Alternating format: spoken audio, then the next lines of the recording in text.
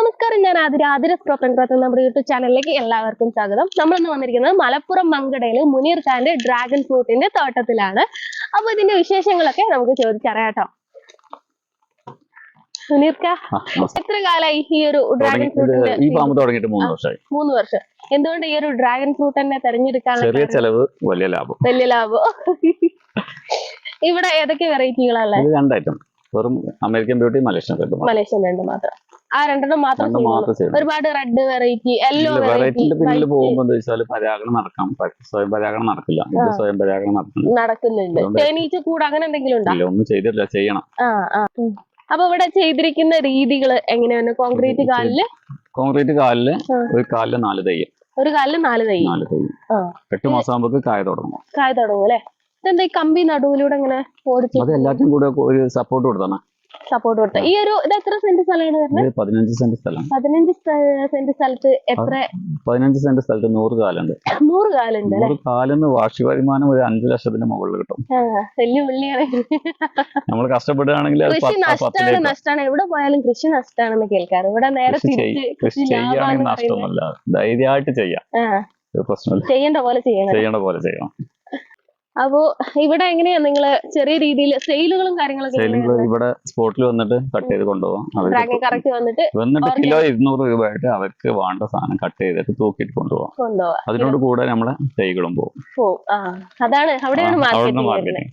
Manjeri market കൊണ്ടു കൊടുത്താൽ 160 രൂപ നമുക്ക് കിട്ടും. ക്യാഷ് റെഡിയാണ്, പക്ഷെ തൈ പോകില്ല. ആളുകള് ഗ്രൂപ്പുകളിലിടും, സ്പോട്ടിൽ വന്നിട്ട് അവർക്ക് ഇറക്കാ കൊണ്ടുപോകാം. നമുക്ക് നല്ല റേറ്റും കിട്ടും, ചെയ്യുമ്പോൾ. വളപ്രയോഗം ഒരു വർഷത്തിൽ 2 പ്രാവശ്യം വളം. ഓർഗാനിക് വളം, കോഴി വളം അല്ലെങ്കിൽ ചാണകപ്പൊടി. വലിയ വളത്തിന്റെ ഒന്നും ആവശ്യമില്ല. ഈ ഒരു തടം എന്തൊക്കെ വെച്ചിട്ടാണ്? നനയേണ്ട ആവശ്യമില്ല. ഇറിഗേഷൻ ഇട്ട് കൊടുത്തിട്ടുണ്ടല്ലേ? അതുകൊണ്ട് നല്ല സുഖമാണ്. ഈ ഒരു വേനൽക്കാലത്ത് സാധാരണ നമ്മളെ ഡ്രാഗൺ മഞ്ഞളിപ്പ് വരുന്നുണ്ട്. ആ വെയിലിന്റെ ചൂടുണ്ട്, അത് മഴ പെയ്താൽ പോകും ചെയ്യും. പ്രശ്നമാക്കണ്ട. എന്തെങ്കിലും നഷ്ടമായിട്ട് ഈ ഒരു ഡ്രാഗൺ ഫ്രൂട്ടില് എന്തെങ്കിലും രോഗങ്ങൾ, ഫംഗസ് ആയിട്ടൊക്കെ നമ്മളെ ഡ്രാഗണിൽ ഒരു പ്രശ്നം ഇതുവരെ കണ്ടിട്ടില്ല, വന്നിട്ടില്ല. അപ്പൊ ഇവിടെ ഈ ഒരു രീതിയിൽ സെയിൽ നടക്കുന്നുണ്ട്. ഇതാണ് സക്സസ് ആയിട്ടുള്ള വലിയൊരു രീതി. ഇതെങ്ങനെയാണെന്ന് പറയോ? ഇത് ഡ്രം ടാർഗറ്റ് ടിന് ഏകദേശം ഡ്രമ്മിന് വരുന്നത് 500 രൂപ. കട്ട് ചെയ്ത 2 പീസ് വരും. അതിന് നമ്മൾ സെറ്റ് ചെയ്തിട്ട് ഒരു തൈ ഡ്രമ്മിൽ 3 തൈ സെറ്റ് ചെയ്യേണ്ട. ഒരു കാലില് 3 തൈ. ഇത് വരുന്നത് ഇരുമ്പിന്റെ കമ്പി. എന്നിട്ട് അതില് കായ തുടങ്ങിയ ശേഷമാണ് സെയിൽ ചെയ്യുന്നത്. ഈ ഒരു പ്രായത്തിലാണ് സെയിൽ ചെയ്യുന്നത്. അപ്പൊ ഡയറക്റ്റ് ഇവിടെ വന്നു കഴിഞ്ഞാൽ ഈ ഒരു പ്രായത്തിൽ ഇവിടെ നിർത്തോളൂ. നമ്മള് വീട്ടിൽ കൊണ്ട് സെറ്റ് ചെയ്ത് കൊടുക്കും. ഇങ്ങനെ തന്നെ എടുത്തോണ്ട് പോവാം. എത്ര രൂപ വരുന്നത്? ഡ്രമ്മിന് 6000 രൂപ.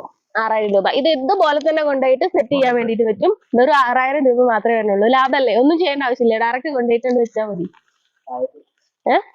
വിത്ത് കോംപ്ലിമെന്റ് കായ. ഫ്ലവർ ചെയ്ത് കഴിഞ്ഞാൽ വെറും 26-ാം ദിവസം മുതൽ നമുക്ക് കായ ഹാർവെസ്റ്റിംഗ് ചെയ്യാൻ പറ്റും. ഇത് ജൂൺ മാസം മുതൽ ഡിസംബർ 1 വരെ നമുക്ക് കണ്ടിന്യൂ ആയിട്ട് കായ കിട്ടിക്കൊണ്ടിരിക്കും. അതുകൊണ്ട് എന്താ വെച്ചാൽ വിപണനം നടത്താൻ സുഖമാണ്. 26 ദിവസം കഴിയുമ്പോൾ കായ അടുത്ത പൂ വരുമ്പോൾ വീണ്ടും ഇങ്ങനെ ചെയ്തുകൊണ്ടിരിക്കും. നമ്മള് കപ്പ, വായ അതുപോലെ ഒരുമിച്ചല്ല ചെയ്യുന്നത്. അപ്പൊ എന്താ എപ്പോഴും നമ്മളെ സാധനം എപ്പോഴും പോയിക്കൊണ്ടിരിക്കും. വലിയൊരു കാര്യമാണ്. പിന്നെ അത് കായ സ്പോട്ടിൽ അറക്കലായതുകൊണ്ട് നമുക്ക് തൈയിന്റെ കച്ചവടം മെയിനായിട്ട് അതാണ്. അത് മഴ പെയ്ത് കഴിഞ്ഞാലേ കായ വരുള്ളൂ, പൂ വരുള്ളൂ. ഏത് ടൈമിലും വെക്കാം.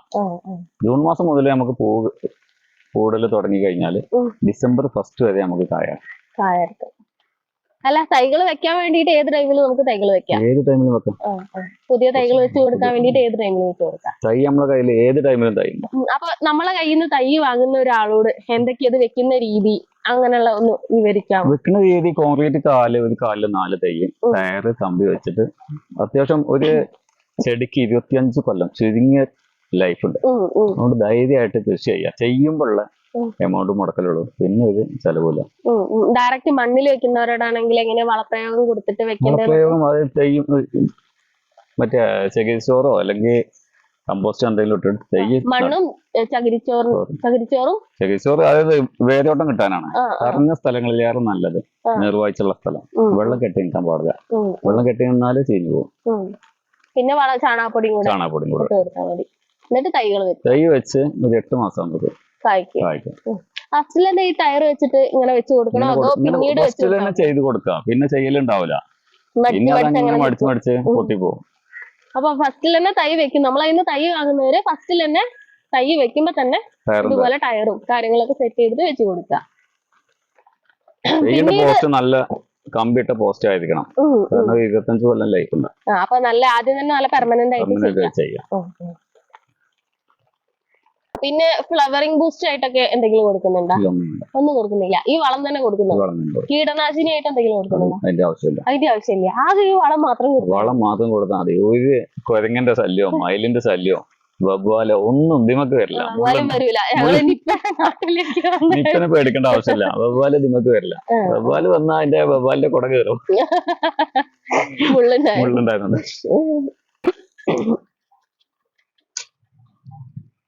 കട്ട് ചെയ്തെടുത്തിട്ടുണ്ട്.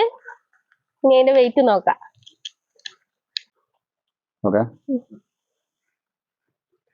590 ഗ്രാം. 590 ഗ്രാം ഒരു ഫ്രൂട്ട് അല്ലേ? അപ്പൊ 2 എണ്ണം വെച്ച് കഴിഞ്ഞാല് 1 കിലോ. എന്തത് അമേരിക്കൻ ബ്യൂട്ടി അല്ലേ? വലിയ കായാവൂലേ? മറ്റേതിനെ സംബന്ധിച്ച് നോക്കുമ്പോ വലിപ്പമുള്ള കായാവും. Malaysian red cricket ball type round shape ആയിരിക്കും. നമുക്ക് കട്ട് ചെയ്യാം. ഓക്കെ.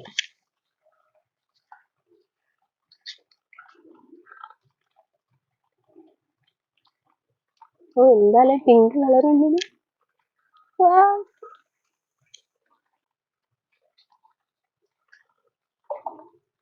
കഴിച്ചു നോക്കാം.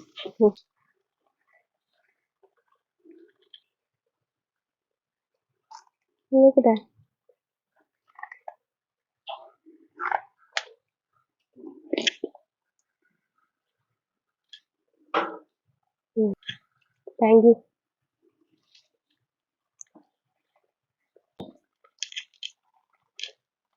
അപ്പൊ നമ്മളിവിടെ ഡ്രാഗൺ ഫ്രൂട്ടിന്റെ ഒരു കമ്പ് കട്ട് ചെയ്യാൻ വേണ്ടിട്ട് പോവാണ്. അപ്പൊ അത് എങ്ങനെയുള്ള കമ്പാണ് കട്ട് ചെയ്ത് എടുക്കേണ്ടതെന്നാണ് കാണിക്കാൻ പോകുന്നത് കേട്ടോ. ഓക്കെ.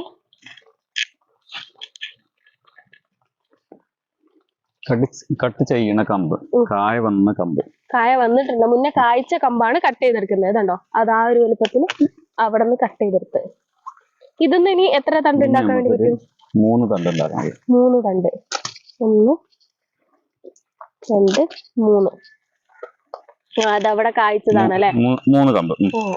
അതില് 3 നടേണ്ട ഭാഗം മാർക്ക് ചെയ്തിടാം. കുറച്ച് തൊലി കട്ട് ചെയ്തിടാം. ഇതുപോലെ ചെയ്യും. ഇതിനെ കട്ട് ചെയ്യേണ്ട ആവശ്യമില്ല, അതിന്റെ അടിഭാഗം ഉണ്ട്. ഒരു കട്ടിംഗ് പീസ് ഒരടിയിൽ മുകളിലുള്ള പീസുകളെ കൊടുക്കണം. ഒരടിയിൽ മുകളിലുള്ള പീസുകൾ. ഈ ഒരു രീതിയിലാണ് നമ്മൾ ഇതൊന്ന് കട്ട് ചെയ്തെടുക്കുക കേട്ടോ. പിന്നെ തൈയാക്കിയിട്ടുണ്ട്. ഇതൊക്കെ തൈകളാണ് വരുന്നത്. തൈയാക്കിയ 3 മാസം കഴിഞ്ഞ തൈകളാണ്. 3 മാസം കഴിഞ്ഞിട്ടുള്ള തൈകളാണ്.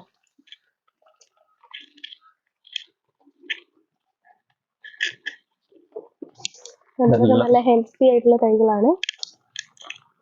അപ്പൊ ഇത്രയൊക്കെയാണ് ഈ ഒരു ഡ്രാഗൺ ഫ്രൂട്ടിന്റെ വിശേഷങ്ങള്.